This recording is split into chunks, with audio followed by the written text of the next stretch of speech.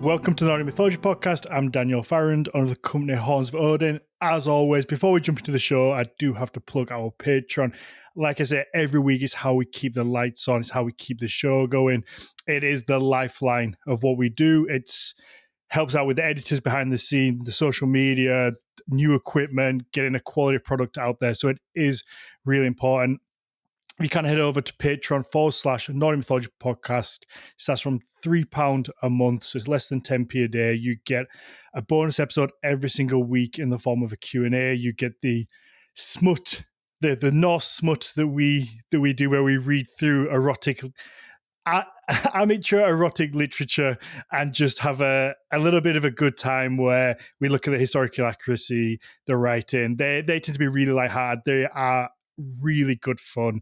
You get access to the live show, you get early access, and in future we are going to be changing things a little bit, where we're only going to be putting the latest 20 episodes for free. So you're going to get the latest 20 up on your podcast directory, and the rest of the episodes are going to be on Patreon. We just have to try and find ways to entice people to come and join us. We love putting free information out there, and we have done for years and years at this point. We have 270 free episodes out there, but like I say, we need to keep things going, and this is one of the ways that we can hopefully do that. So if you need to binge them all quickly. If not, then come and join us for £3 a month. There is a lot of information. It's definitely worth it. I don't know where else you can get the quality of information from the quality of guests that we have for that little of a price. But let's get into today's show. This is a really interesting topic. It's one that we've touched so many times on here, one that I think we're passionate about, that needs to be covered. May upset some people, but also tough shit. That's life. Not everything makes you happy. So my guest today is Ross Downing. Ross is an affiliate researcher of UK non-profit organisation Inform and a registered subject matter expert with the EU Knowledge Hub on prevention of radicalisation. Ross specialises in extremist ideologies. He is co-editor of the book Germanic and Slavic Paganisms, and then I had a quick realization that I have no idea how to pronounce the co-editor's name. Right, Karina Aitamurto. There we go. So, yeah, the book Germanic and Slavic Paganisms, Security, Threats, and Resiliency, with the lovely. Can you pronounce it again for me? It's the name Karina, but it's Finnish, so it's Karina Aitamurto. She's a lecturer up in the Aleksanteri Institute of Russian Studies up in Helsinki. Wow. Yeah. I got it all wrong. Written a lot of really good stuff on Finnish type paganism, Russian type paganism, that kind of stuff. So, recommend people. How did you two get in touch? Just through academia, really. We just had been in touch over the years, I think. I was quite a junior academic many years ago when she did one of her anthologies. I think it was the one with Scott Simpson. He's based in Krakow in Poland. He's in Poland anyway. So he's a religious studies scholar, and he specializes in paganism, but a lot of this Slavic stuff. So they did a really good anthology together on Eastern European, Central European stuff. And I got in touch with her back then, and that must have been well over 10, maybe even 15 years ago, something like that. So, and then when the opportunity for this book came along, there was just no competition, really. It was pretty obvious who I was going to work with. She's the top dog, really, in this subject with the Slavic and the Eastern European stuff. Right. Okay. So we're gonna touch on right wing extremism, and I guess the use of Norse symbols, the Viking Age, that whole culture, in a term of radicalizing out typically young men, I guess.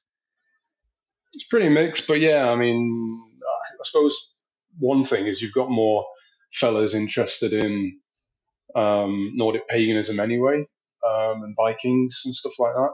So if you're going to have more of one gender type interested in the kind of non-extremist subject, the Mm. extremist subject is going to draw more people of that gender. So yeah, that's where we are. Yeah, this whole world, the Viking Age. Not, I never know what word to use to kind of encompass it all, but the Mm, Viking Age, modern paganism, mm, it's so broad in its mm, interest and the people who are interested in it, because some of the most kind-hearted, open, liberal, kind of left-leaning mm, people are interested in this, and there's some of the sweetest people you can meet. But you also mm, get this other side of the exact same topic, looking at mm, the exact same material, who have the opposite opinion of that and can be mm, quite vicious and violent and use it in a mm, way to promote hate. And it's such mm. a Yeah. kind of strange topic, how it can be looked at in all directions but interpreted Mm, one way or the other, which I guess is similar to mm. other religious Yeah. material. Yeah, I suppose it's. I mean, I know what you mean. I think it's easier to see that kind of, what do you want to call it, like schizophrenia in the Viking reenactment, pagan metal neo folk scene. You know, what, like you say, whatever you're going to call that interest group. There's a lot of academics involved in that as well. It's easier to see, but I mean, really, like from my point of view, studying religions and political extremism, you see that in all kinds of ideology categories. You know, it's not. I mean, it's just that it's difficult. It's more difficult to see it and say when you talk about Christianity. You know, but of course, Mhm. there's nice Christians and there's belligerent Christians. Yeah, Probably wouldn't have been as hard to see at other points in history. You probably would have seen it a little easier. yeah, yeah, yeah. I mean, it's just the way we are with certain subcultures that you get, like you say, like a certain vibe. I guess it is like there's. I think what also happens with this thing with paganism specifically, I guess we should call it heathenry as shorthand, right? So modern Germanic neo-paganism, mainly Anglo-Saxon and Norse inspired stuff. So heathenry, it has this very old narrative to it since the religion emerged in the 1800s. Basically, since then, you've had these two polar opposites, really. So you had, for instance, you had people like Wagner, although he wasn't heathen, he was certainly into that kind of stuff, and he certainly went on to inspire all that stuff. And he was actually a bit of a nasty piece of work. Like if you read his letters and stuff, he was Mhm. a proper, Jew hater and stuff. And that for him was the same as being proud of being German. And obviously at the time, Germany didn't even exist. We're talking about a completely different um, world stage with politics and language and ethnic identities and stuff. So the Germans, what we now call Germans or the German speakers back in the 1800s, they had a bit of a chip on their shoulder when it came to identity and culture and heritage. And when you compare that same interest in Nordic or what they knew back in the 1800s about Nordic mythology and archaeology and stuff, and you compare what the Germans were doing to the Scandinavians and the Brits, it was completely different character. So another really important character is William Morris, and he went on to inspire. He was an artist and a writer and everything, and I Is think a that lot of Brits would know William Morris. is that the gentleman who does all the really cool prints?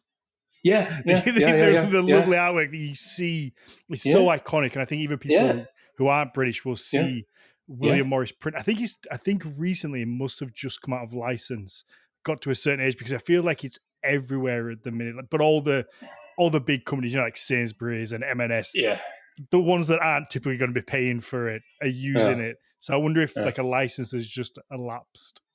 Maybe. I mean, he was the head of what's called the arts and crafts movement, And the arts and crafts thing is like, I suppose it's that style. It's like that classic kind of Victorian wallpaper style. But if you look at it, people can just Google William Morris and just look at any of the prints that he'd done. What he was doing is he was inspired by medieval and Nordic artwork, like a lot of pagan artwork.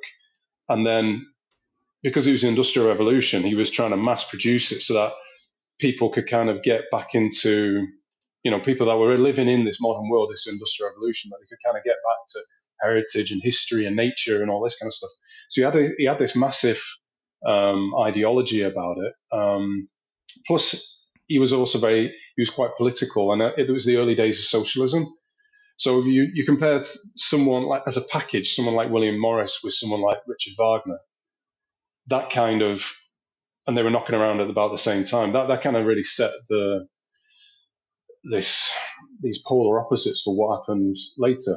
But those are the first rumblings of what we now call heathenry, like neo-paganism. And it was at the same time you had other kinds of the first paganisms that were emerging in Europe. So really, like the Druids, that was the first thing that came out, and obviously they were focused on the Celtic thing.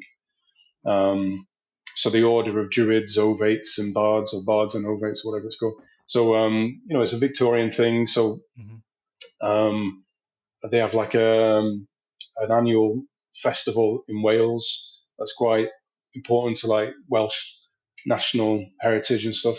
And that was all grounded in the Victorian era by, a bunch of elderly rich men dressing up in robes and stuff. There seems to be a lot of that you can point back to the Victorian era. That looking back further at an identity. Obviously, there was the huge increase in interest in the Viking Age. Yeah, well, it was just two reasons for that, right? So you've got, one hand, it was more publicly acceptable to be, especially if you were wealthy, and male, you could have like some eccentric interests. And if you had a big library as well, you had all this cool knowledge about stuff. And so what we saw in you couldn't really get away with a lot of that kind of stuff in the 1700s. But after Protestantism had been around for a while, it started to wane. Then you had, in the 1800s, you got the Industrial Revolution. So people weren't really going to churches in the same way. So you've got a lot more like atheism, and then this pushback as well against the Industrial Revolution. So you get what we call the Romantics. So like Byron and Shelley and Keats and Coleridge and Wordsworth and all that. So they're starting to rattle this poetry about like, paganism and nature and the landscape and stuff like that. William Blake's another one, really interesting, influential character around that time. So it's not strange that you've got these, wealthy guys with these libraries who feel that they can kind of play around with these spiritual interests. Well, if that hadn't been really done before, because if you tried to do that in the 1700s, people would have started using terms like witchcraft and Satanism and stuff. So there's quite a big shift between what's going on in the 1700s and the 1800s. And as I say, it wasn't just the UK, it was Germany and Scandinavia where this movement is taking place. And at the same time, it was mainly in the 1800s where you've got these massive, really fundamental, iconic archaeological discoveries of Scandinavian, not just the Iron Age, not just the Vikings, but the Bronze Age stuff as well. And also like the first historical texts, both Anglo-Saxon, like the Old English, and all the Viking stuff, which is Old Icelandic and Old Norse. That's starting to get translated into modern languages for the first time, and then hit the printing press as well. So you've got people that can actually read translations of, say, like the Edda for the first time. Mm-hmm. Right, so that's why you've got paganism emerging there. Would you have people having more time on their hands? I guess because you're going through an industrial revolution, people are probably in a better position. You're not having to, do a manual job, or everyone isn't having to do a manual job every day, work the farm. You can have a little bit more comfort where you can do research, you can read things, and it's available. Yeah, I mean, I reckon the class system must have come into that quite a lot. And obviously there'll be a different, the beginning of the 1800s towards the end. So in the beginning of the 1800s, I think, yeah, to be able to write or even be able to read and collect books would have been quite limited. You would have had to have a lot of money. Whereas at the end of the 1800s, you're talking proper Victorian era where Dickens was writing his novels and his stories in the newspapers. It was coming out on a weekly basis. So you're talking about like a lot of the British population were living in slums, basically working in factories and industry. So people are reading things on a daily or weekly basis. So before radio and telly and stuff, and most homes weren't electric. So the only way to really entertain yourself would be reading these little paperbacks. So that's also at the same time you've got like these, penny dreadfuls. It's like the invention of the Gothic fiction. So people were reading things like Frankenstein and stuff because it was easy. It'd been printed for the first time in like these, almost like a magazine. So you've got all kinds of people at the end of the 1800s who are not just in the UK but in Northern Europe who've got access to what is basically a completely different religion. And I think there must have been enough people to understand that this is a religion that we're looking at. This isn't just like legends like King Arthur or something. It mixed in with that, absolutely. But it's not like you had a bunch of people who were reading about King Arthur and Merlin and then becoming like, knights or something, Whereas it seems like you've got a lot of people reading translations of the Nordic myths and thinking, "Ooh, I think I believe in that," So there's some really interesting stuff happening. But what is that? What is it? Or what magic does the Viking age, does Norse mythology have on people? Because no matter, like from the Victorian era up until today, it just seems to grip people, grab a hold, and you kind of get sucked into it. You just can't escape his grasps, whether it's on whatever side. It's just there. There's something about the Vikings that people look back to. And I've always wondered what it is. Like, because it's only a very short period of time. It's not long when it comes to, if you look at the Egyptian, the Egyptian, I don't know if it's an era, I don't know if that's the right term for it, was 3,000 years? That's longer than, they were around longer than from the fall of the Egyptian Empire to today. But yet we look back at this 300 years of the Vikings and really get enamored by it, and kind of it goes into businesses, and it's more than just an age at this point, isn't it? It's a branding. If you can say the word Viking, if you put that on anything, if this mouse, this computer mouse was called a Viking mouse, you instantly think, well, that's going to be made well. It's going to be strong. It's durable. But that's the connotation, though, isn't it? That comes with it. That you attach that word to things, and it gives a sense straight away that it's like got this kind of strength to it. I wonder what it is about the Vikings. Well, I mean, at the same time as all that was happening in northwestern Europe, you did get similar things happening. So, like certainly in Italy, they started getting really interested in what became fascism under Mussolini after about 40 years later. But at the end of the 1800s, they've also got like this revival in like the Roman paganism and stuff like that. But it just wasn't quite the same because mainly a Catholic country. It didn't industrialize in the same way as Northern Europe did. Well, not as Germany and the UK did. But you definitely had that in other parts of the world, like Finland as well. I mean, again, totally different context with industrialization and everything, but they had their independence movement, and they started getting interested in their old paganism. So you have that epic poem Kalevala that was published around 1900, somewhere around there, and it was all tied into these ethno-nationalism, which we'll probably get onto in a bit. But I suppose the difference between the reason why the Vikings have stuck so much is because it was one of the first historical periods in history that got commercialized. And it got commercialized already in the Victorian era. and it hasn't really, that kind of silhouette hasn't really changed much. So it's a similar thing to, if you compare, if you go back to the Roman paganism, then if you say Rome to people, they'll think of someone in a toga or maybe a Roman soldier, but they didn't really dress like that and they were around for what, like 1,500 years. So, because they went into the medieval era as well, if you want to look at it like that. But say like that classic Roman era then is like maybe 200 BC to like 500 AD. Very short period of that where they actually dress in like, the classic Roman Julius Caesar statues and stuff. Mm-hmm. But when you've got it on media, you like that Rome TV series on HBO, it was awesome.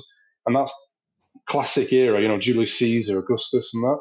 And when you watch something like the Vikings TV series or the Northman film, it's totally tapping into that bang, that's classic, that stereotype we've got. Whereas, it always comes up with paganism as well. Really, it seems to be embedded in this idea of the Viking that they were pagans, whereas the whole point of the Viking Age was it was about the loss of pagans. It was about them becoming Christian, Mm. Which but we is, don't like to think about that. it is so fascinating because you can't separate, let's say, Norse paganism, not modern Norse paganism, but Vikings, pre-Christian Vikings, and Christianity. You cannot separate those two things. You can't have the Viking Age without Christianity, but yet you look at a lot of modern people who identify as Norse pagan or modern heathens, they have this detest for Christianity as if it stole the paganism, as if it destroyed it in the Vikings, which it didn't. You have some cases where it was forced, but for the most part, it was pretty peaceful, pretty welcomed. There were benefits for it. I was going to compare it to kind of like the European Union in a sense of that you have but like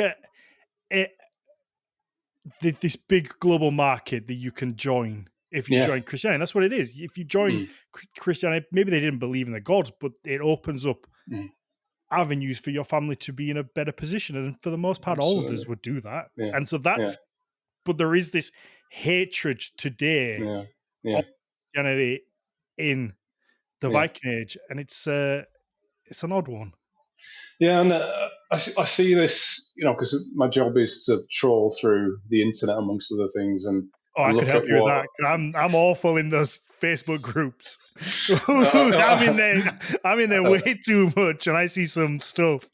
Yeah, well, it's like pattern recognition, right? So one of the classic things, it's classic for me anyway, I've seen it so much over the decades, is this thing where people, as you say, on that point, and people will say, like, when the Christians came in and took this from us, as if we were invaded by this foreign people, but it's like it was us. We're the Christians, we're the, and they don't like this idea that, because especially for a lot of pagans who are fairly, in fact, all heathens, not just the conservative ones, but all heathens, they emphasize this thing on ancestry, right? My ancestors, as if it's a holy thing.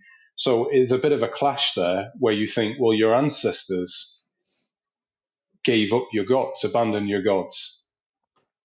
So it's a lot easier for some people to frame it like, I don't think they really think it, but they end up saying it as if they're kind of, they're letting on how I think part of their brain really works, how they narrate it in their minds is like, it's not like my holy ancestors didn't abandon my gods. We were forced to, or we were invaded by this foreign religion. It's kind of easier to accept, I guess, that it's that it was taken rather than they opted to. Well, it's a development. It's a social development, right? It's technology and progress and all that kind of stuff. But you don't want to see that part of history as a change in history as a progress, because for you, in that mentality, I mean, it's like it was the downfall, right? It was the downfall. So everything was fine up until that point, and that since then, women's rights, uh, politics, the way we treat animals and nature, and I suppose even like sexual habits, anything like that has just gone downhill since Christianity arrived. I see that quite a lot. I've seen that for decades. People talk like that, and it's not quite true. I think things did probably get better for some people, in the last 1,000 years Yeah. than it was under the Vikings or people before that. It's it is a tough one because there is that romanticize. Yeah, yeah, Why can't I even say the word? romanticize. Yeah, yeah, Yeah, but yeah, people romanticize the Vikings because it's easy to. You don't have to actually go and live there, but you just look back mm, at it, and mm, it's this really cool thing. But the Vikings is one in particular that interests me because they, you have also this idea of like the raping, the pillaging, yeah, the violence, but it all just kind of gets a buy, especially mm, even through the whole time of cancel culture, which I think is probably subsiding a little bit.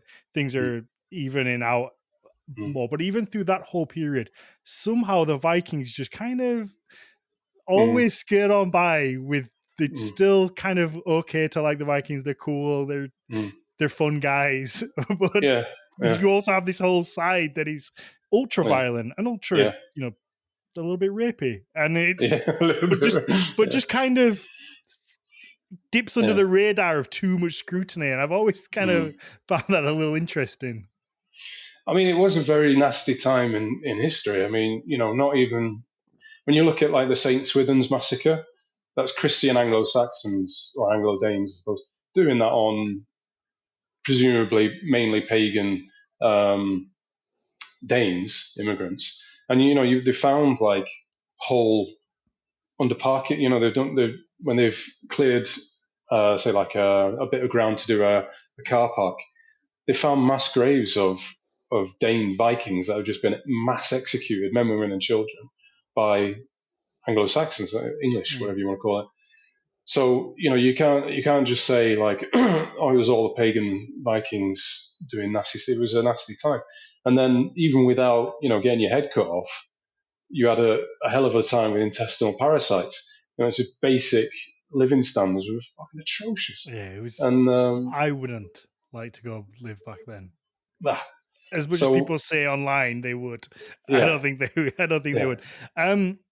Let's get into the extremism, I guess, yeah, as a whole and how it's used, how it's co-opted, and mm. but one question I had with the Victorian era, and if I'm right, which I might not be, does Odinism come from the Victorian era? I've always been unsure of its exact roots, but I know that it doesn't have the best roots because that's the one that I see so many But, people use as like, oh, I'm an Odinist, and I'm well, always a well, it's complicated, right? Because the term Odinism was used in the Victorian era, so in the 1800s, but it was used like not in a pagan, not in a neo-pagan way.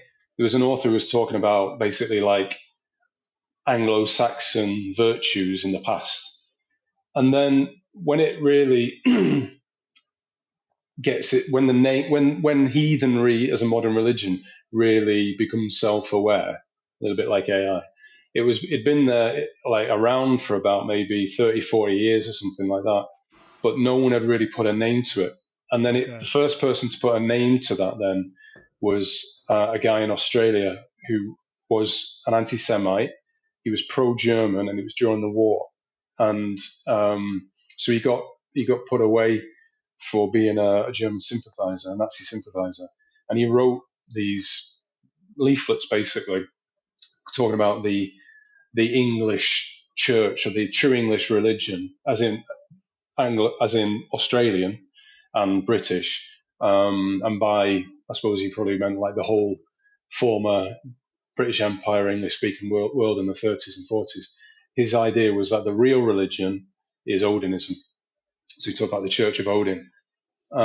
In Scandinavia, they start using this word already in the early 1900s. I think it's Danish. It was Åsetru, and the Icelanders copied that pronunciation, but in their language, and they pronounce it Åsetru. So now the word Åsetru is only like 100 years old, max 120 years old, and it's not even really Icelandic. It's like a Danish and Norwegian word that was used by, I think it was a vicar that came up with that. So yeah, 1930s is where a lot of that stuff starts to form and get names, and then in the 70s is where all the oldest heathen organizations that exist today were founded about 1972, and that is the Icelandic Asatur Association, or Ásatrúarfélagið, and then the Odinic Rite in the UK, which has since split off into two, and then the the Asatrú Folk Assembly in the States. So the British and the American one are what we call folkish, and the Icelandic one is not folkish. I suppose some people would say it's inclusive or universalist, but it certainly does not stand for any exclusionary or criminal speech, about whatever you like, immigrants or whatever you'll find amongst Odinists today. But certainly when I first started looking at paganism like 25 years ago, the common word for heathens, or Asatur in the English-speaking world, was Odinism.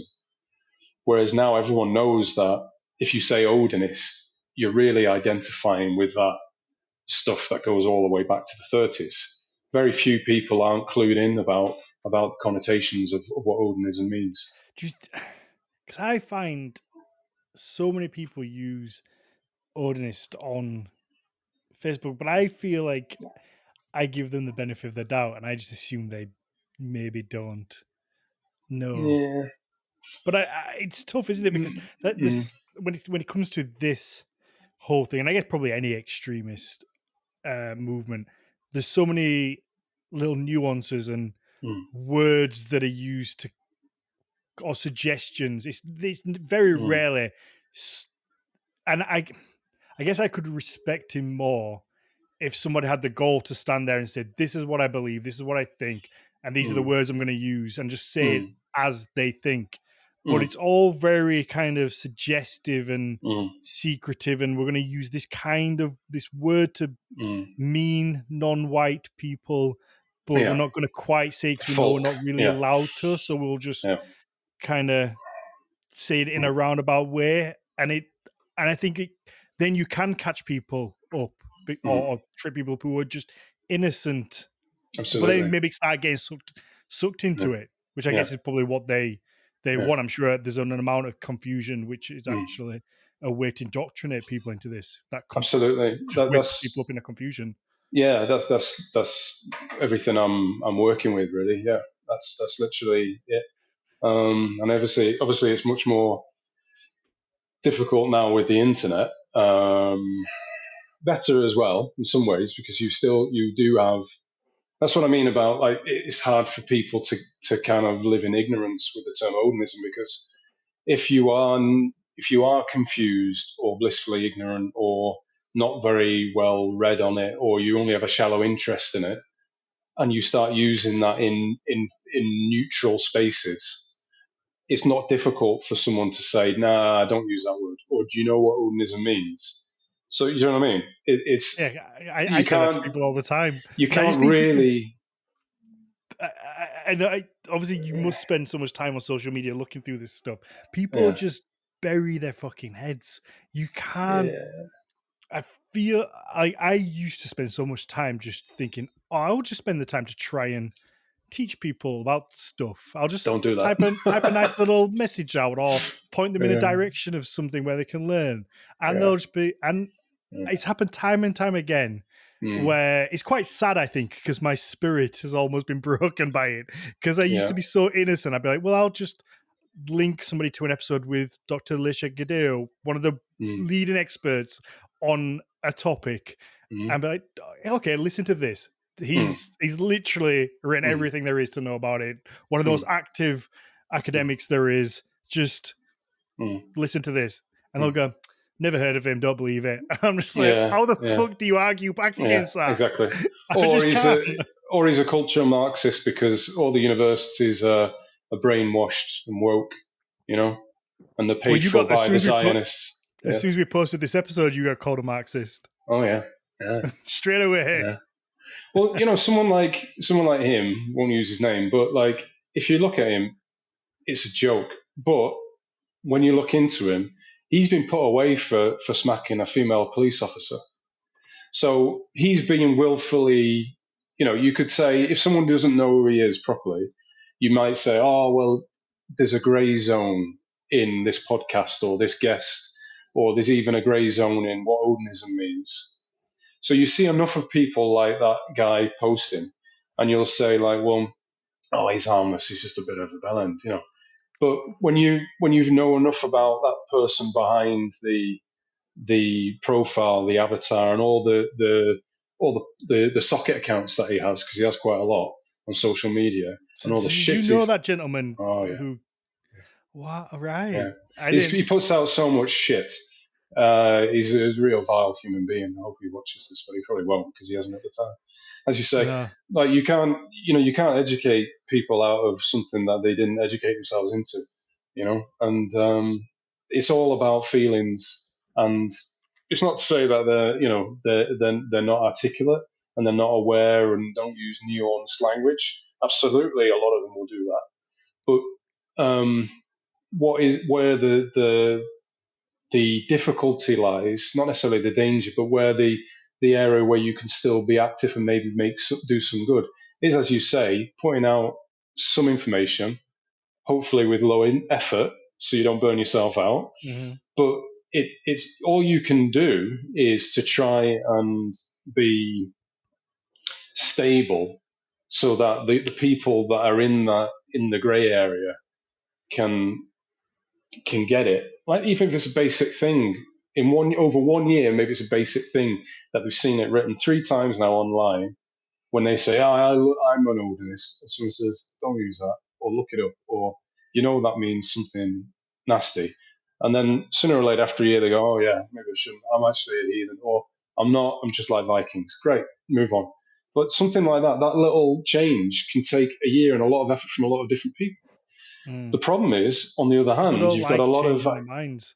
There's like there's no, almost a stigma behind it that yeah, the changing your mind is somehow weak. And then yeah, when you put that together with liking Vikings, this strong group of people, I imagine it's pretty yeah, difficult to kind of yeah. say, to look at yourself introspectively and go, actually, that was wrong, and maybe Yeah. I've changed my opinion on that. It's Well, not always seen as a strong thing to do. no. I mean, that's why we've got a second Trump presidency and Brexit. Because why do you want to learn from your mistakes, or why would you want to challenge certain narratives? Because people don't want to do that, and that's why the internet and society is a mess, because these two things are just got amplified now. But this thing where your crusade of trying to put out positive and useful information, that is as you probably know that term, a religion with homework, right? So heathenry is supposed to be the religion with homework. So you encourage everybody to do their own reading.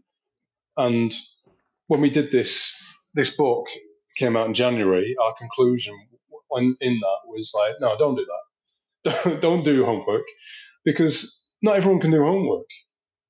If you've got wife, kids, job, sick mother, something like that, how the hell are you going to educate yourself to the level of an archaeology professor?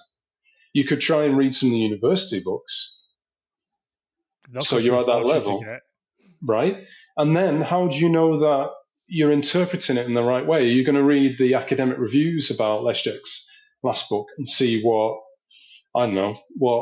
Matthias Nordvig says about the Yeah. book, or look at the debates, how it's been received, and so that's what you do in academia, and you do it as a full-time job, and it takes you 7 to 10 years of training to get to that level, and even then, you're still in a constant debate with people, what's peer review. So how do you expect a guy from the Bible Belt who hasn't read anything in his life to actually be to increase his knowledge of the old religion or the present religion by picking up a book, because a lot of what you see in neo-paganism is just intuitive. People just, they pick up these terms, they talk to each other online. They're just immersing themselves in like this community chat.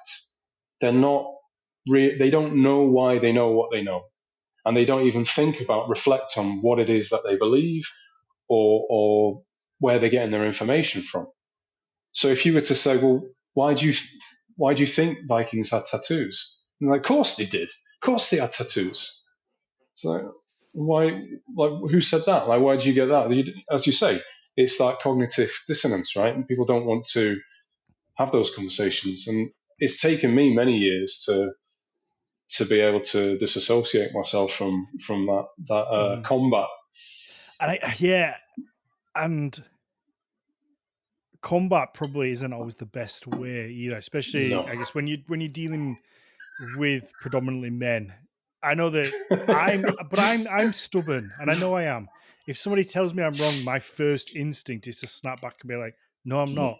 I'm right." Even if I'm wrong, even I get that inkling down, deep inside that I'm actually wrong. I'm like, but I'm going to defend this because I don't want to be wrong. Because that's what a lot of guys are. That's what humans are. We kind of defend our points because we don't want to accept absolutely being wrong on something. That takes a much bigger person to stand there and go, actually, you know what? I've listened to what you've said and it makes sense, and I'm gonna think about it and apply it.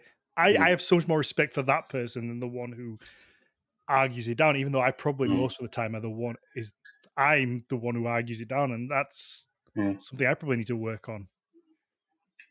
I think that's good, good advice for anyone, really, isn't it?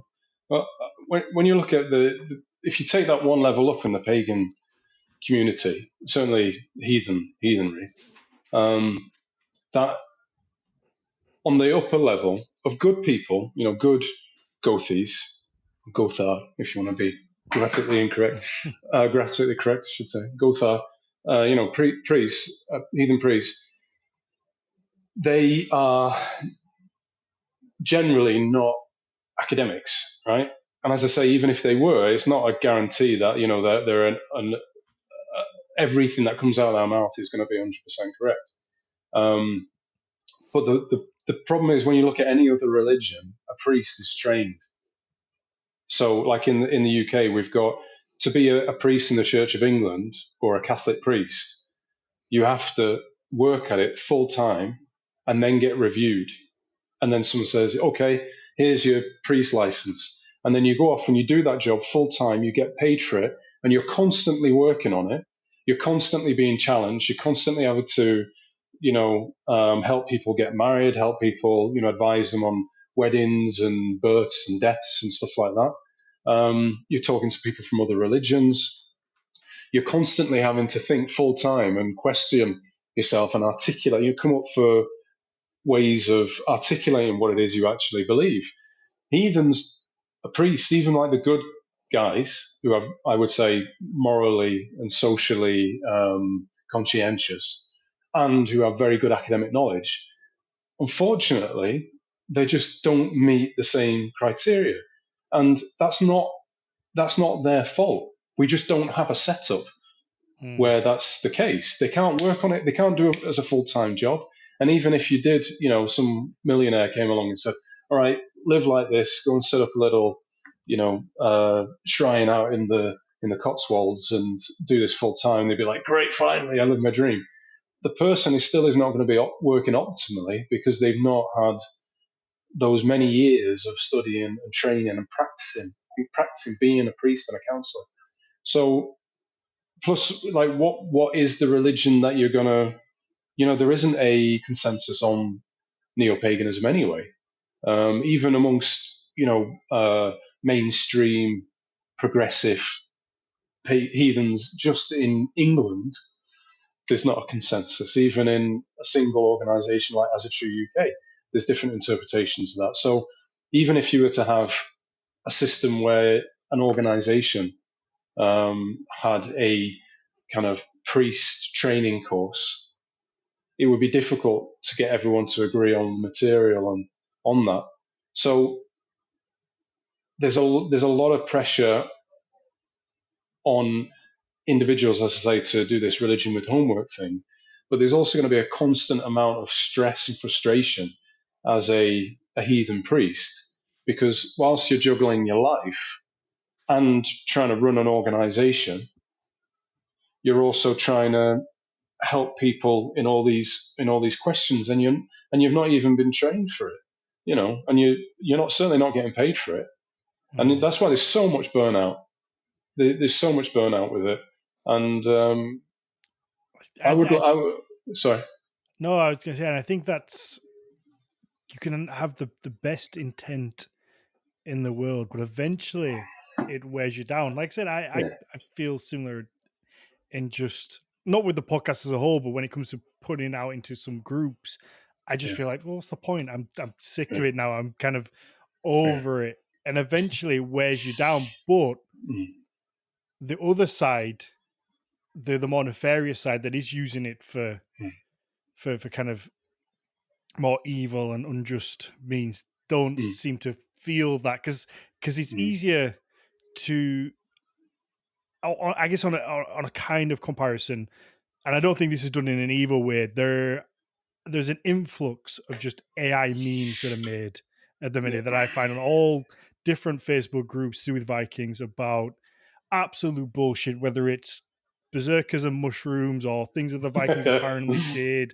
or new research that's been found that proves this that doesn't even exist. There's just inaccurate, complete fabricated memes that are just made by AI with a little image that's put out there. And I'm sure it's just for somebody somewhere has realized that people interested in all this stuff are really passionate, and you'll get a ton of people who jump in there and correct it and say, this is bullshit, me being one of them. And it's just done for kind of, it's just done for likes and for engagement. And the effort to create the inaccurate meme is very little. You just have to type it into AI. Probably the same with the far extremists. Now, I'm not saying these two things are the same, but there probably is a correlation where the effort to muddy the water is probably very little versus the effort to attempt to correct it and give the accurate information. Because when I see a meme, let's say the Berserker one that we're actually having Dr. Roderick Dale on next week, but I saw a meme that said there's new research about this this find in Scotland that said that there was this fly something, and it was mushrooms. Fly agaric, I think it's called. That's it, yeah. And that it proves that berserkers had mushrooms. The first thing I did, flip at that. I think he'll have a field day if you tell him that. So the first thing I did was message him and say, okay, have you heard of this? I've never heard of it. Have you heard of this study or this find? And he's like, no, absolutely not. And he gave me this lovely reply about where mushrooms come from the first time we see it. So I put together like a little bit of text and posted it on the meme. But first of all, not everybody has the access to a scholar to be able to ask those questions. And also it took me probably about a fucking hour to do it, because I had to like message Roderick and then get a reply, put it together, type it. Whereas the AI meme probably took someone 5 minutes. They just kind of typed in and went, off you go. Well, just it. I mean, historians and archaeologists are doing basically the job of a heathen priest. I mean, if that was Christianity, you would have a priest doing Roderick's job, and he can do that as well, because I'm sure he probably gets tired of these questions and misinformation that's going around, but at least he's getting paid for it, and it's his job to educate. So he probably has some kind of inner harmony and patience for this. Whereas a priest in a Gothi, in a heathen organization, you just blood boils every single time. You think, how the hell am I going to tell people, help people, put that information out there when I've got, you know, barking dogs and screaming kids, and I've got to get up for work at 5. And Mm-hmm. do you know what I mean? We can't expect people to do that, and therefore we can't expect much of a change or a raising of the bar in the religion. Mm-hmm. And that is going back to what you were saying before about the hard truths of even the well-meaning heathen leaders. They don't. I know many of them, and they don't want to. And why would you want to have to say, you know what, I think we need to change the way we look at things, and maybe we need to change our strategy, and maybe we should have harder standards on ourselves. And the way to do that is by, I mean, your podcast and things like Jackson Crawford's YouTube channel, they've done massive benefits of getting out proper academic information into the mainstream, which is absolutely cracking. But it's still incumbent on someone like yourself or heathen leaders and organizations to be doing this stuff without having that infrastructure, that organization, that training, that support, and getting paid for it. If we could change that, if we could find a way to do that, which isn't, it isn't. If we could find a way to do that, it would solve so much shit that is really weighing the heathen community down, or pagan communities in general, really. And it's also bleeding out and affecting or feeding as you say, like these far right people that misuse this material. But and it's not a magical fantasy to expect that that is possible, because every other organized religion does it. Every religion does it. It's basically just cults and pagan religions that don't do this. And I Mm-hmm. think maybe if Wicca, because Wicca was much bigger than heathenry back in the day, I think if they would have done it first, if they were able to organize and institutionalize and train, then it would have been just fallen natural into the heathen community now. But heathenry is such a big thing. It's big. Heathenry is bigger than heathens now. It's like you were Mm-hmm. saying, like, you've got Viking brand, mouse pads and stuff like that, and that is it's much. People are aware that paganism exists or heathenry exists without It's really rising wanting as well. to There's a be. lot of people that are getting into it. Absolutely, but you've also got that heathen adjacent thing, and the acceptance that, say if you're in a metal band, and you do like a Viking style metal, not all of you are going to be heathens, but one of you might be, and then everyone that hangs around that band and the girlfriends and their mates will know that, yeah, I know what heathenry is. Do you know what I mean? That's kind of where Yeah. we're at online as well. Like, people are understanding what heathenry is, and that is the big, that's the important thing, right? So obviously, heathenism is growing, or paganism's growing. Yeah. It's becoming more popular, and the vast majority of people interested in it are good humans. The good people that are just interested Mm. in a, an alternative religion. Um, Yeah. but it's obviously being misused. Now, you've been researching this, what you said, for 25 years. Mm. How have you seen it change in that time? And I guess then let's get into how it's been misused and the ways it's kind of been twisted. Well, slight slight digression before we go into that. Like, one of the things that I have to be careful about academically is, um, I agree on a personal level, and I get what you're saying, but academically, I can't say it's misuse. I can't. It would be Okay. hard for me to stand for that, because once you start going down that road, you're losing your academic neutrality, if you know what I mean. So it's putting a value judgment on what, it's like saying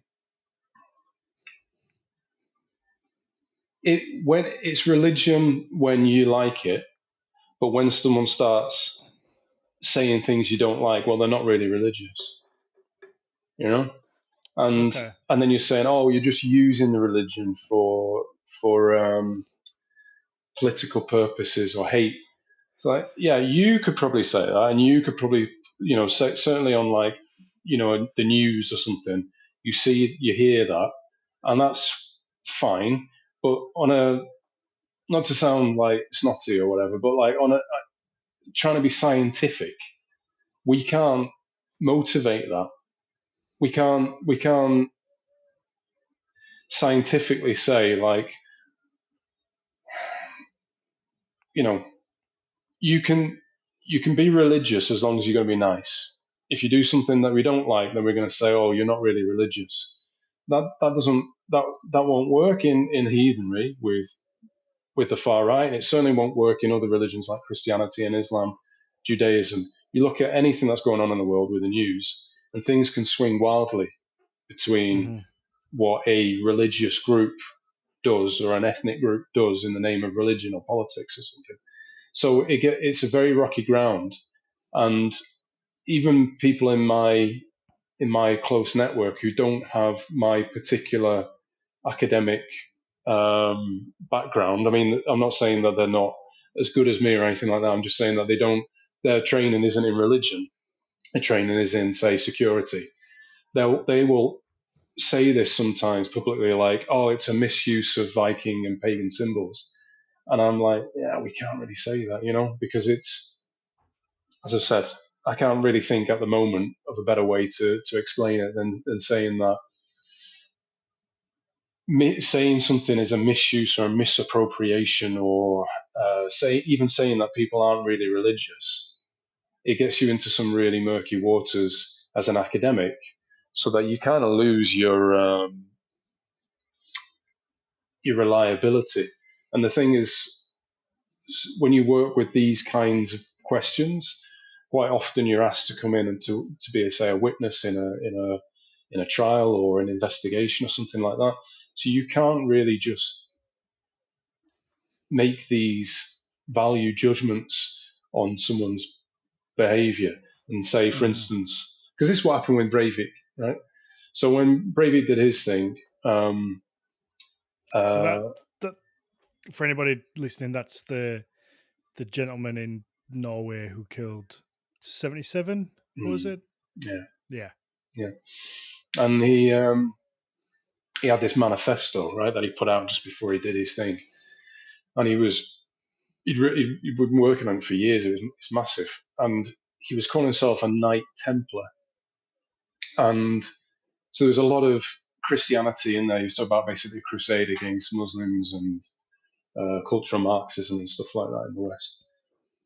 So when it came out, obviously it freaked a lot of people out. So you had public conversations that went to professors of religion and said, what's going on there then? Is he, a Christian extremist? And they went, oh, no, no, no, no.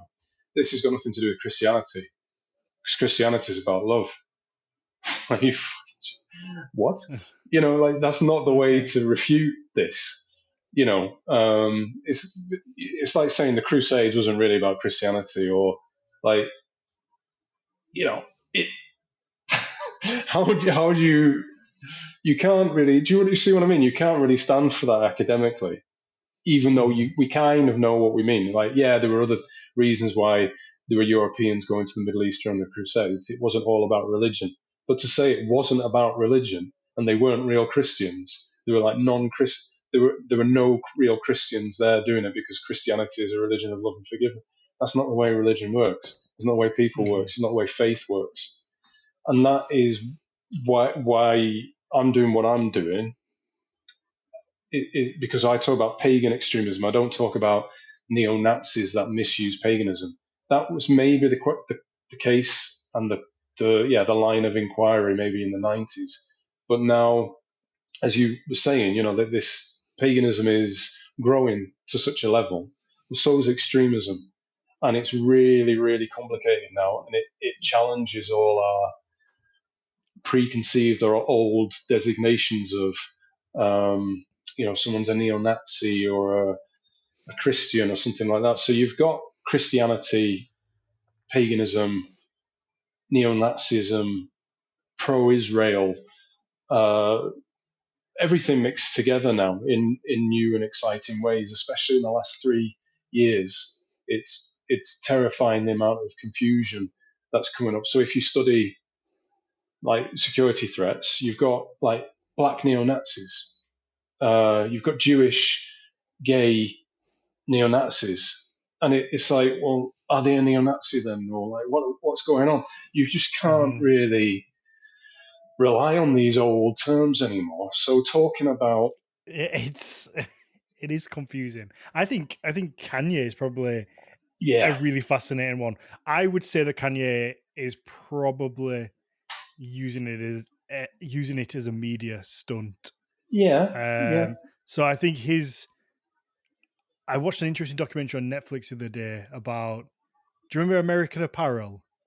ish, There, yeah, yeah, there was a gentleman who ran that, and he ended up getting in trouble for a lot of sexual harassment. But he ran American Apparel. He got it to like a really big point, and then he kind of dropped off.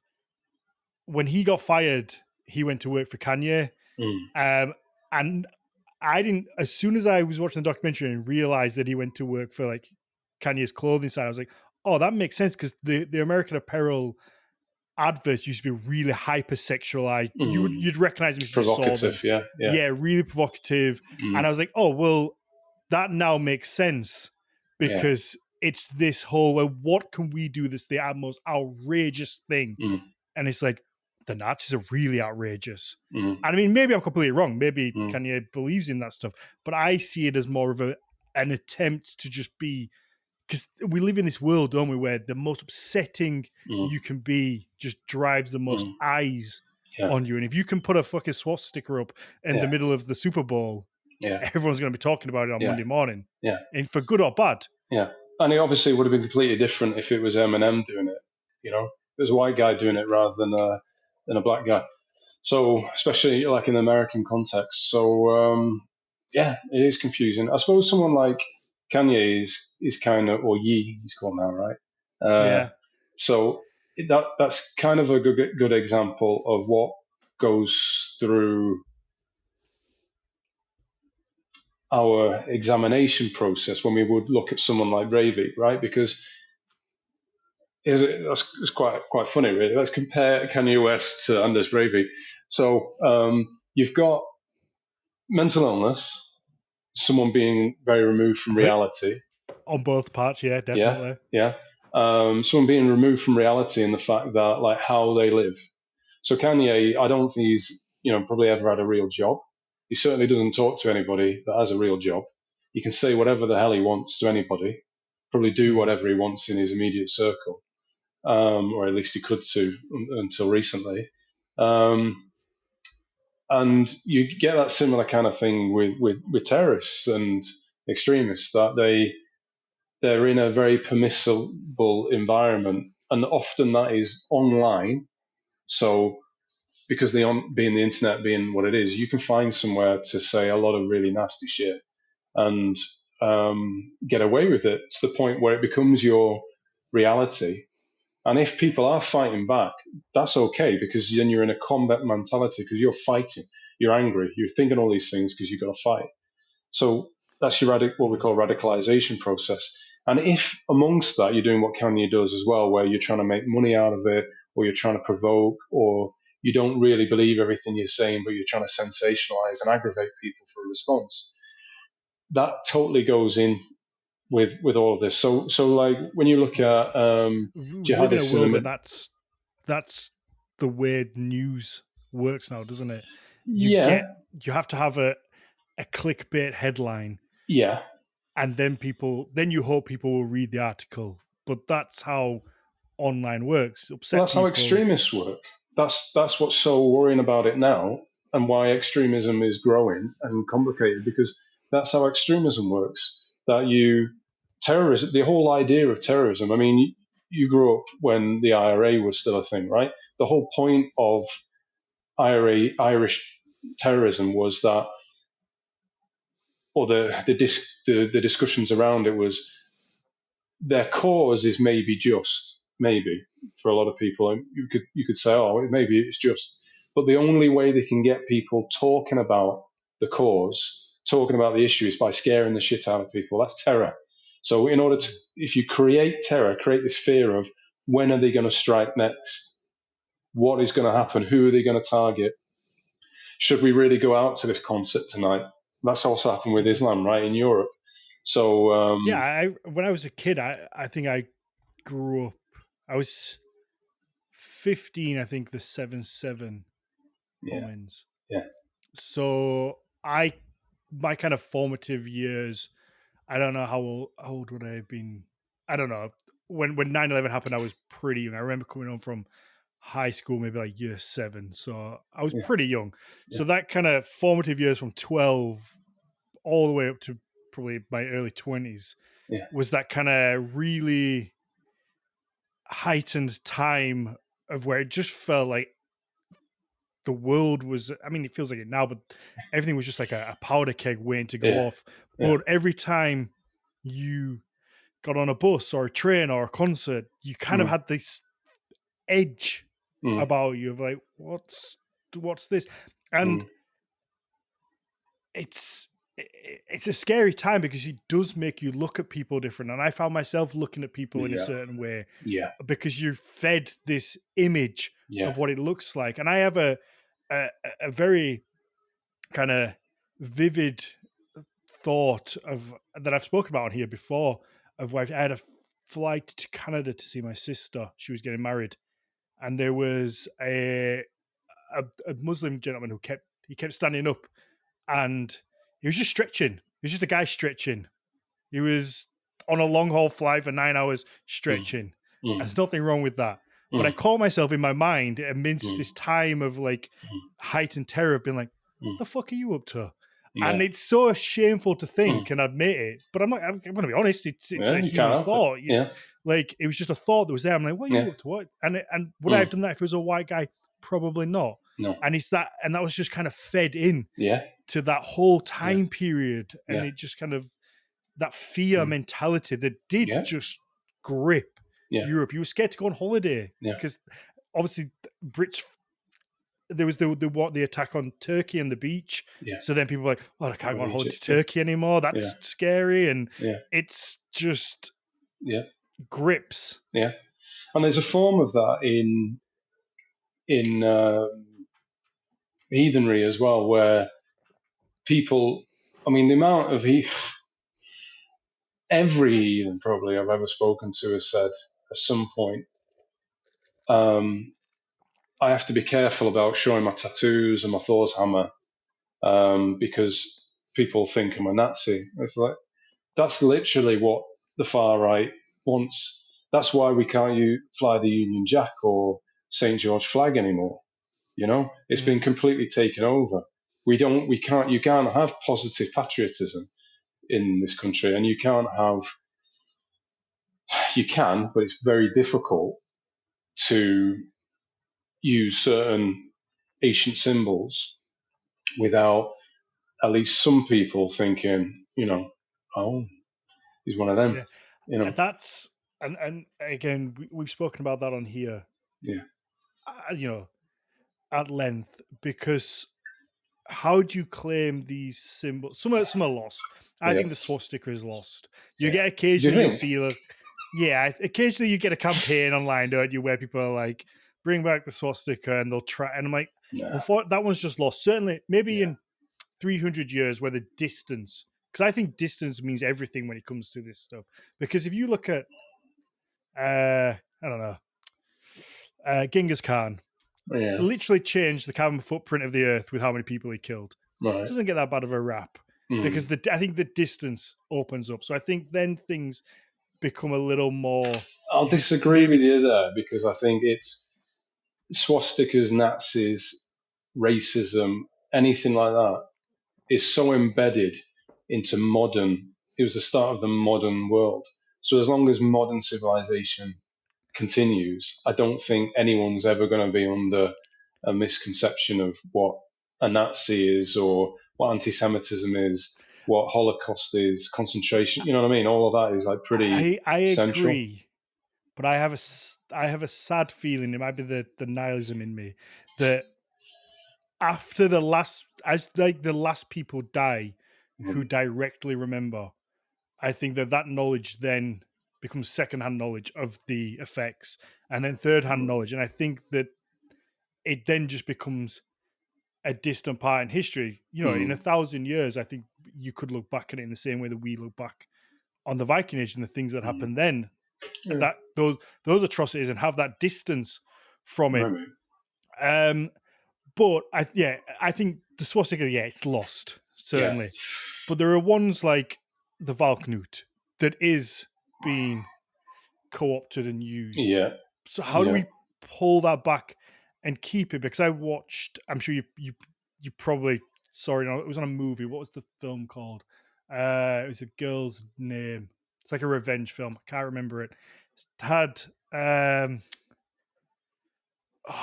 can't remember. The guy who was in Chuck and I can't remember that film. So that's not going to work, is it? It's all that beer. Paul, It's out of your brain.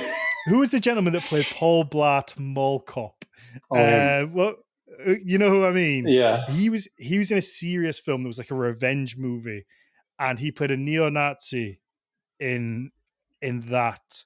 No, I don't know. And they had to find this key. Kevin James is the Oh, gentleman's name. Yeah, that's right. And so he played a neo-Nazi. It was like a revenge movie, and it was a silly part of the story. It didn't really mean that much, but he played this role, and there was three or four of them. They were looking for this key that would unlock a MacGuffin, I think is the word. It's a MacGuffin. And Becky is the film. I found it. Right. I was stalling then. Was I looked for it? It's called Becky. But in this film, the key that they're looking for, the top of it, is just a Valknut. And they're like zooming on it, and it's key. So then everybody watching this goes, whether it's subconsciously, they look at that symbol and go, no, well, that's a neo-Nazi symbol, because they don't know any better. They don't have the research, the nuance, and all the information. So just, your average person who's not interested in the Viking Age or history at all just looks at that, and if they see it again, they go, must be a neo-Nazi symbol. Yeah. And then, so if somebody has it tattooed on them, they'll go, racist. Yeah. And that's kind of it. Yeah. And how do you stop that? How do we? Well, it's exactly the thing is we're getting bogged down with small battles. I mean, it's exactly the same as if you had a St. George flag tattooed on you. You know, if you see someone in the pub, St. George flag, you're like, oh, you never think, oh, he's ex-Navy or something like that. You know what I mean? Or he really likes the England football team. You just it's like you just know, and often those kinds of prejudices are right, unfortunately, because people do choose to communicate, to use certain symbols and the way they dress, and to talk in certain ways and terms, and have even certain kinds of interests, the music that they like and stuff. It kind of comes together sometimes in a stereotype in order to communicate something. So, for instance, the amount of guys that listen to reggae music that have dreads that smoke, and they, it'll be very rare. I said this in a podcast recently. It's very rare to find neo-Nazis with dreads. Why is that? Well, do you know what I mean? Yeah. So there's a reason why that is the case, because we communicate things, and we have these. It's very rare to find a neo-Nazi that listens to, I don't know, Beyonce or something. I don't know. But you know what I mean? There's some things. Not now she's into country. Well, there you go. All right, yeah, you got me now she's the queen of country. You got me there. Fair enough. But certainly there are some things that just don't generally go together because people coalesce around these certain symbols and stuff. However, Mhm. going back to what I was saying as well, in the last couple of years, you get this really, really mixed, shaken up situation, certainly when it comes to extremism, where people will use these, like, say, like with Kanye having a swastika, because as soon as people see a swastika, they're like, oh my God, what's Kanye done now? It's so triggering. Right? So you can have a, a pagan or someone, I don't know, say if you've got a heathen who puts a Palestine flag on their profile, right? That is saying something. Now, what we see in recently with some of these, okay, I'll try and make it simple a little bit. Okay, so you've got a lot of far right people who are just in the political sphere, so nothing to do with like paganism really, and they use they put an Orthodox cross, Russian Orthodox cross, on their profile, and some of them will even go so far as to claim that they are Orthodox, that they converted and stuff like that.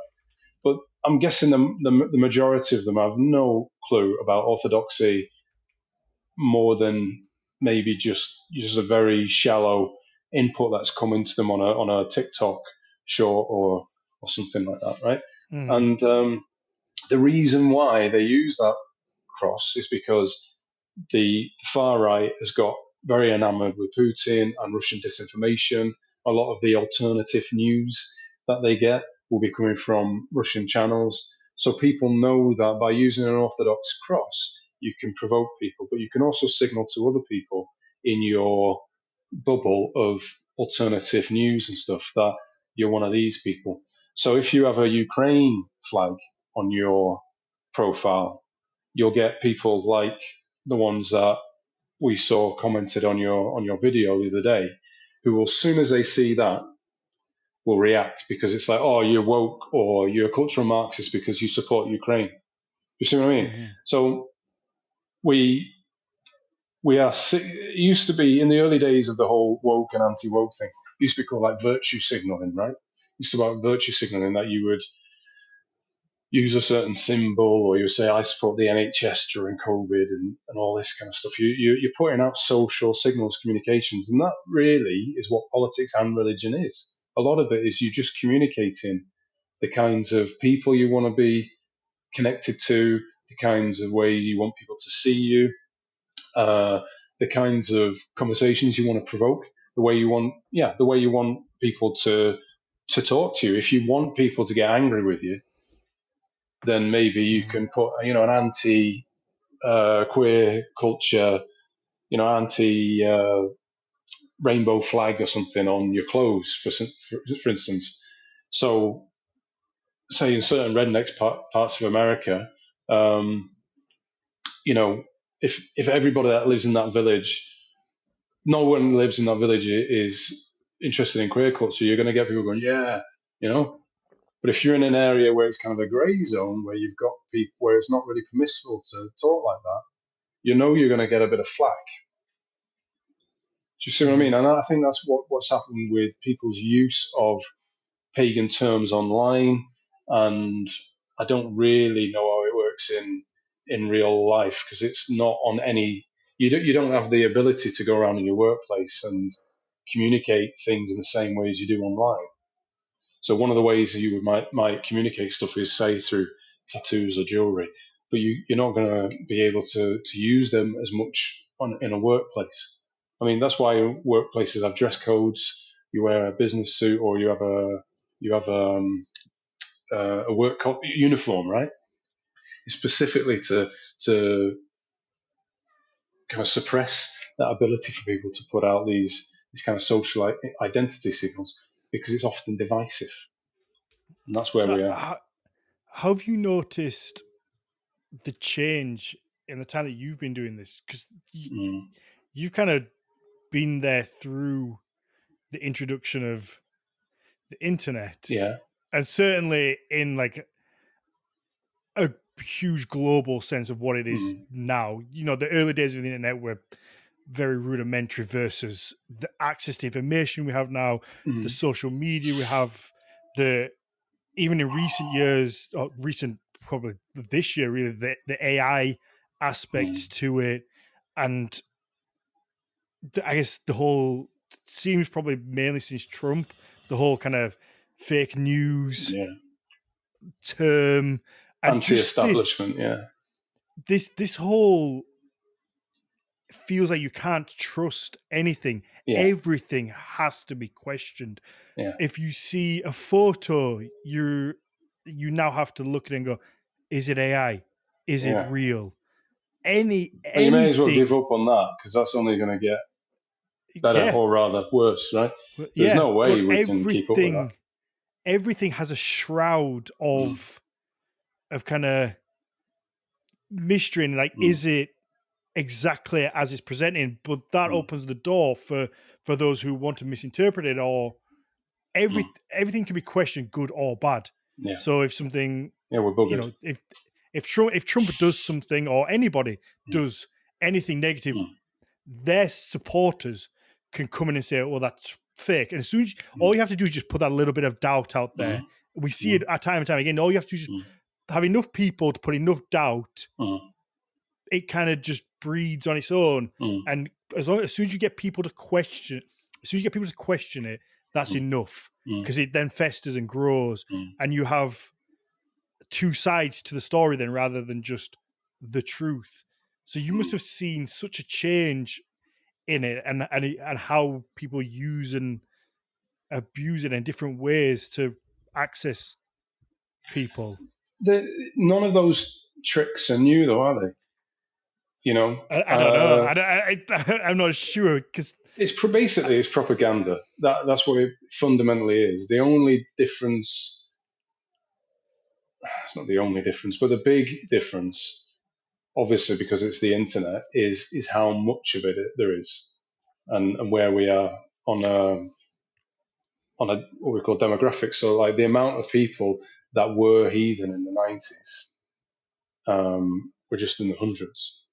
And if you look at the statistics of the amount of people that are members of the Icelandic as a true association, so between 72 when it was founded up until about 2000, it was stable at about 300 people constantly.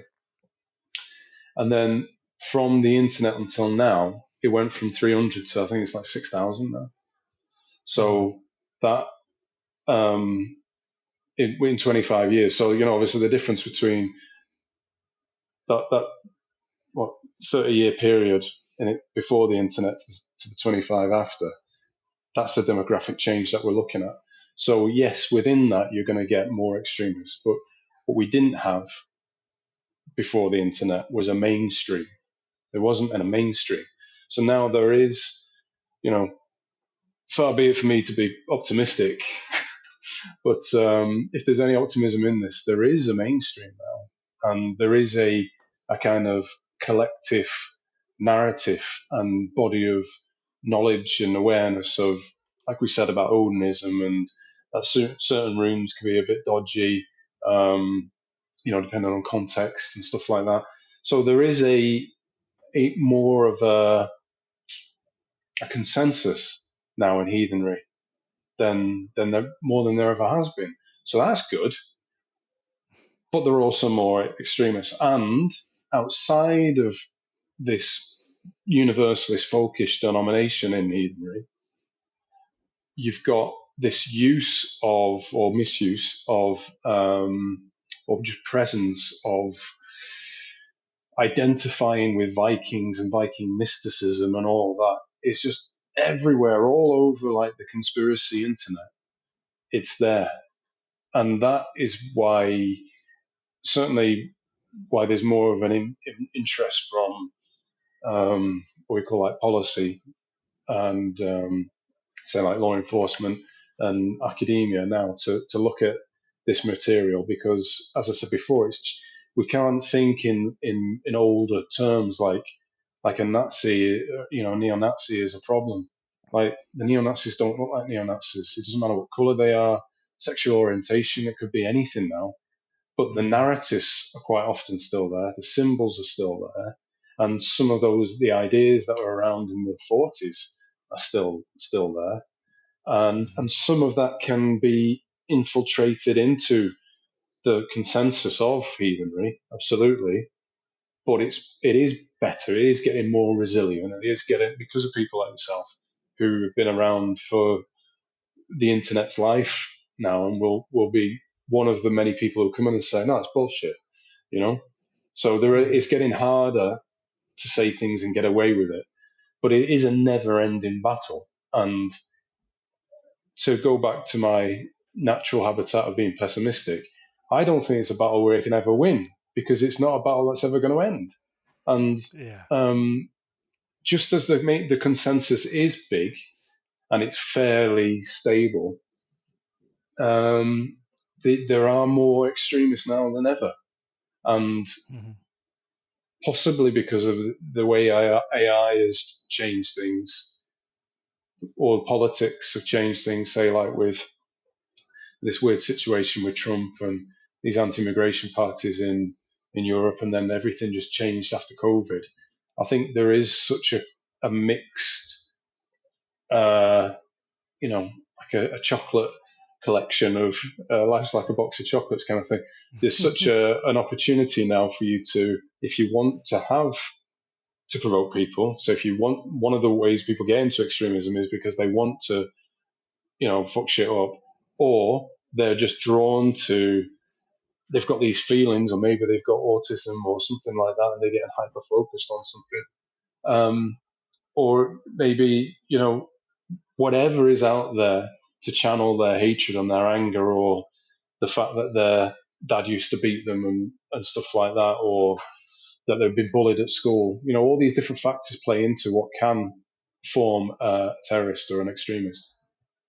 You've got such a box of chocolates now than you ever had before. And there are a lot of, chocolate fondant and strawberry. What do they call those ones that are always left in the box that no one wants? The strawberry, the orange one, strawberry cream. Always, yeah. There's a lot of them. The orange cream as well. There's a lot of that floating around the internet, and some nasty person always wants them and collects them. Yeah, we've been here over an hour and a half. I think we should split this. Would you be happy to come back in a few weeks and do a second episode? Would you? I'll have to raise my fee. But it's fine. In a few weeks or like a month, and then because I really want to get into the modern side and the way that people are using this, what to kind of look out for. Because I think one of the best things we can do is maybe arm people with what to watch out for and what to kind of when it, especially, I've always said with things like the symbols, if you can teach people what they really mean, then to the layperson you can kind of educate against it. But just look at this whole, I guess, wave of modern people who have fallen into this extremist way, and how it's being used, and we touched on it earlier, I guess, the religious side, obviously from the Times article that you were in, that idea that it's not, because it was one that I hadn't realized until I read the article, that you think that these symbols are just being used as kind of a vehicle for violence and extremism, rather than comparing it to kind of like Islamic extremists, that it's more like that, that it's more people believe in this and they're using this idea of being a warrior and going to Valhalla, and a genuine belief in a religion, and it's a more akin of a religious extremist to the Islamic extremists than just, it's just those silly Nazis who use the Viking symbols to promote hate. And that was something I found really interesting in that article, and something that I didn't even know about, and I think a lot of other people probably don't know about. So I'd love to spend more time looking at that. And I know Mags, my co-host, who's on summer holiday at the minute, Lovely. she would love this. She would. Mm. This is kind of like her thing that she'd be really interested in. Cool. So yeah, I think if you're happy to come back, I'd love to delve Yeah. into Yeah. that side more. I think we've done a pretty decent Mm. overview of Mm. like Cool. the state of how things are and the positioning and why maybe things have been taken a certain way and the origins Mm. of it. Mm. So this can be a standalone episode, and then we can look at the more kind of modern particular things. All Because right. I'm fascinated into what even your day-to-day job of how you look for. I don't know how much you can speak about it on a security aspect, but but what you have to look out for and how Mm. you spot these things, even Mm. just the symbols that you put on that you have to look for in people's profile. I think Mm. that's super interesting. Oh, I didn't know about the Russian Orthodox cross. I was like Googling. I'm like, yeah, I know what it is now with the Right. line through. I'm like, Yeah. oh yeah, now I know. I understand Yeah. that. Yeah. Yeah. Right. If you would like to, I'd love Sure. to touch on that. Maybe I can bring one of the team members in as well, Sure. because they work more with their specific data set and stuff, and so it's perhaps they have a lot more examples that they could fresh examples that they could bring up. Hmm. But yeah, I'd be up for that. I think that could be nice. Yeah, I think that I think that is really interesting, especially like I say, especially the religious side of the extremists, because that's something I Mm. think a lot of people don't Mm. think of, and it gives. I guess I don't know. As weird as it is to say, it kind of gives some form of legitimacy to. But How do you without, I mean? don't want this to be like misconstrued because Mm. I think a lot of like general public probably still see paganism as a little bit silly and a Right. little bit kind of. I think unfortunately, Mm-hmm. I don't. It's not my personal opinions. I'm trying to speak for like a general because Yeah. I think quite a lot of people that don't understand it look at it and maybe still think it's a little bit of an unusual Mm-hmm. thing. Yeah. And having people then are willing to kind of die for it and do horrendous Mm. things probably makes a lot of people stand up and go, okay, this thing that we thought was a little bit silly maybe isn't Mm. actually as It's silly as interesting. we I never thought. thought about it like that. I'm more concerned really about how it affects how people perceive Yeah. normies, normal pagans, because as we said before, earlier on, like pagans are certainly heathens are constantly worried and stressed about being perceived as Nazi or a Viking larper or a Satanist Mm-hmm. or all, there's so many things that people can be prejudiced against the heathen for. Mm-hmm. And so for me to be coming out and saying this stuff publicly is probably not going to gain me a lot of friends in paganism, because they think, oh, thanks. Another thing for me to worry about. So that's been more my concern there with that. But unfortunately, not every pagan is aware of what's happening in paganism outside of paganism, and not every pagan is a representative of their religion. You know, Mm-hmm. um, so it's difficult for, say, pagans in the UK to be doing their thing. Picking the kids up from school once a month or every other month. They might do a block with their mates, and then they'll probably see something like that article and think, "Oh, what an idiot for bringing that up. That was completely Mm-hmm. unnecessary." The But it problem gets brought up, is, doesn't it? Like it, the Capitol riots. You have yeah, the guy in his fucking little yeah, headdress and his yeah, tattoos. It gets brought yeah, up, and people already have those yeah. But thoughts. that's on one level, right? So it going into the media and then people get in trouble by that. But what a lot of pagans probably are not aware of is that there's a war going on between Russia and Ukraine, where there are a lot of these pagans killing each other and going to believing that they're going to Valhalla, and they're doing rituals, and they're doing Oh blood no, rituals to let's statues. save this. This is All what right, I well, there want. you go.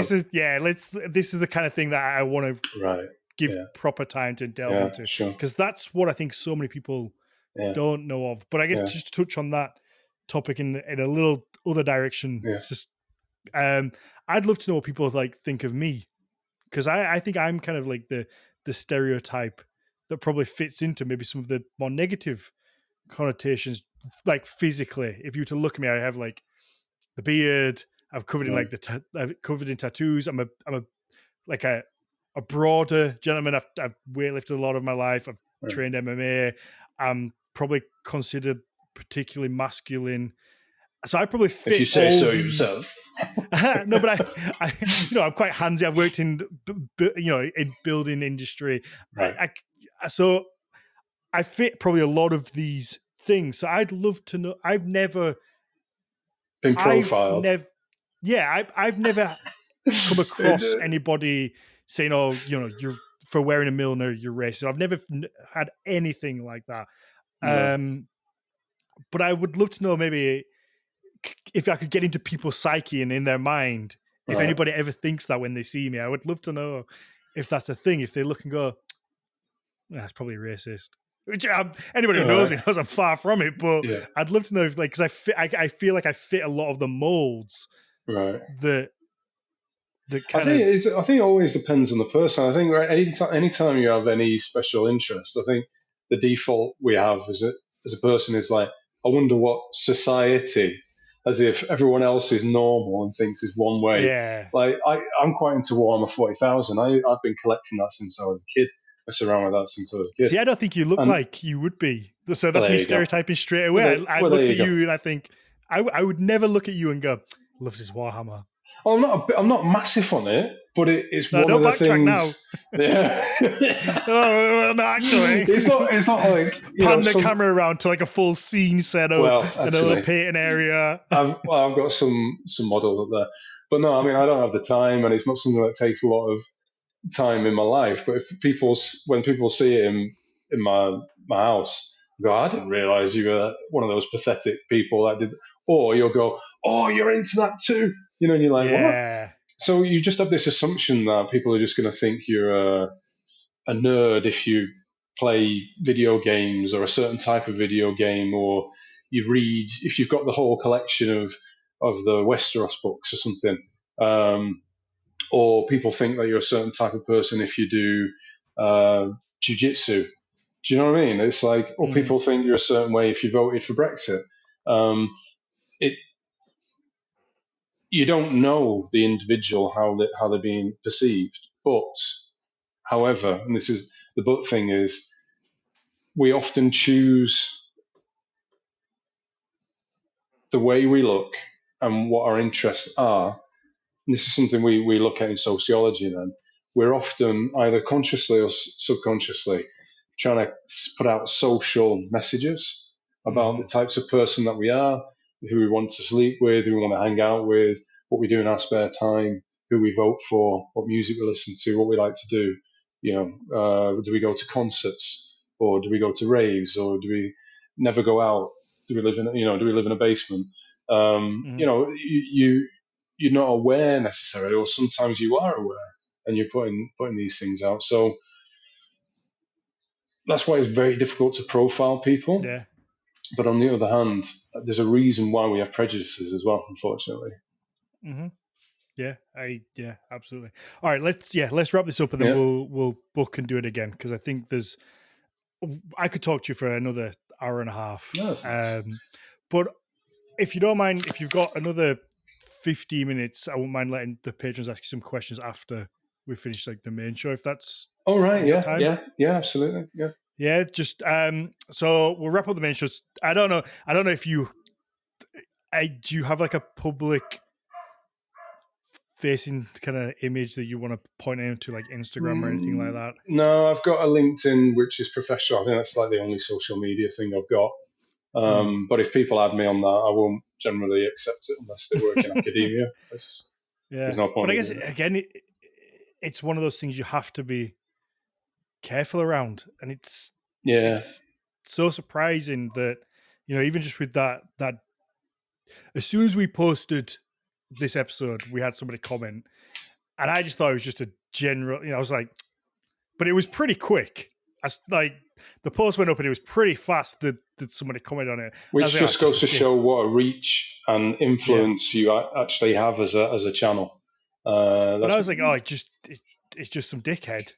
And it then is. now, but now hearing, like, speaking to you and you saying, oh, actually, I know that person and they, or at least know of them and this thing, it kind of opens this door that you don't realize. It's like, oh, this is could be quite an uneasy career path in some cases, I guess, because especially with the internet where people can just hide anonymously. It's well, I mean, it's the same with. Stop me if I'm going to go and eat into your formally arranged time, but it's the same. Like, you've had Matthias Nulvig on back in the day and stuff. I mean, he doesn't really work with security stuff. I mean, he's a lecturer in like Old Norse religion and things and language, but I know he's had problems that because he's a semi-public, but also he has a private job as an academic. You only have access to his knowledge if you sat in either you read one of his papers, publicly published papers, or if you've sat in one of his lectures. But people, kind of stalk him or hunt him down and send him DMs and can be quite offensive about the things that he has done or hasn't done or said and not said. And that's got, regardless of anything to do with, what me being in the Times the other week, talking about Breivik. Yeah, it's a scary world in some parts. Yeah, all right. So we'll wrap this up, and then, like I said, we'll do another one. So if you want to follow me personally, it's Daniel_Farron1, Horns Voting for the Business, and then Nordic Mythology podcast across the board. For the podcast, you can watch the episodes on YouTube. You can watch them live as well. Yeah, Ross, thank you so much. It's been fascinating. It's a different world that I think we don't hear enough about, and it's easy to just know exists, but kind of turn your head to, because it's uncomfortable. It's not a nice world, but who is it that says that all it takes for evil to grow is for good men to do nothing? I butchered the quote, but it's there somewhere. It's Declaration 127, right? It's in the Harvard Mom. If you see evil, call it out. Yeah, exactly. Wonderful, perfect.